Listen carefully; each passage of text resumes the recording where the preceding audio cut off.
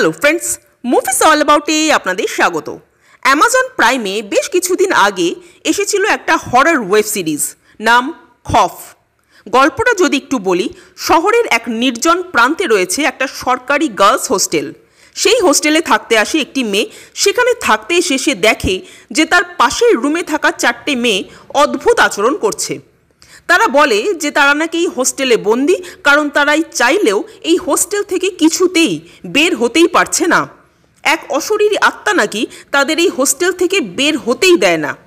তো সত্যিই কি কোনো অশরীরী আত্মাই 4টে মেয়েকে হোস্টেলে বন্দি করে রেখেছে, নাকি এই সবই তাদের মনের ভুল? আর এই যে নতুন মেয়েটি, সেও কি পড়ে যাবে এই চক্রভূহের মধ্যে?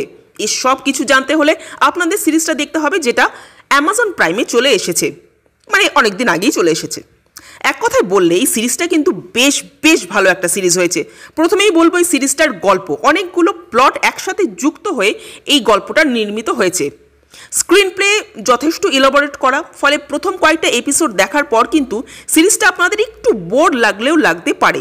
মনে হতে পারে যে এটা কী হচ্ছে, কেন হচ্ছে, এত ধীরে ধীরে কেন হচ্ছে।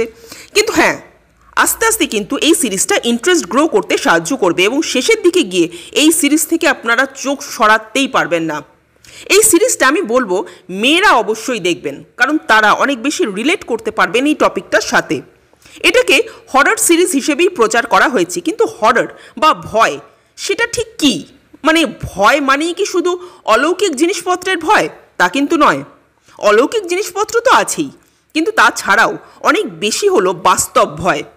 মেয়েদের প্রত্যেক মুহূর্তে যে ভয় নিয়ে আজও চলতে হয়, সেই ভয়। বাসে, ট্রামে, স্কুলে, কলেজে, অফিসে, পাড়ায় আজও যে কত নোংরা দৃষ্টিকে এড়িয়ে মেয়েদের চলতে হয়, সেই ভয়। এই ভয়ের অনুভূতি কিন্তু অনেক বেশি ভয়ঙ্কর ওই অলৌকিক ভয়ের তুলনায়।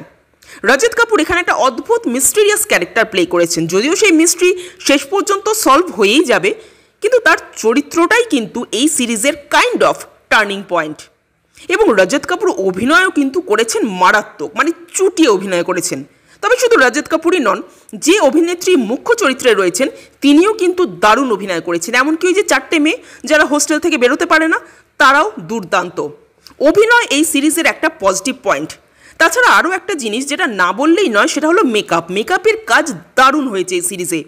খুব যে হিউজ বাজেটের এই সিরিজ তা কিন্তু নয়, কিন্তু এই অল্প বাজেটেই যে লেভেলের মেকআপ তারা করেছে, যে লেভেলের সিনেমাটোগ্রাফির কাজ হয়েছে, সেটা অসাধারণ। সব মিলিয়ে এই সিরিজটা আমার দারুণ লাগলো। দেখুন, ভয় কিন্তু লাগেনি আমার, সত্যি বলতে কি, কারণ আমার মনে হয় যারা গল্পটা ফিল করতে পারবেন তারা কিন্তু এই সিরিজটা দেখে ভয় পাবেন না, বরং অনেক বেশি ইমোশনাল হয়ে পড়বেন। তাই এই সিরিজটা হরর সিরিজের থেকেও ইমোশনাল সিরিজ অনেক বেশি মনে হয়েছে আমার। তো আপনাদের এই সিরিজটা কেমন লেগেছে কমেন্ট করে জানাবেন। আর আমাদের ভিডিও ভালো লেগে থাকলে প্লিজ লাইক, শেয়ার, সাবস্ক্রাইব করতে ভুলবেন না। Thank you.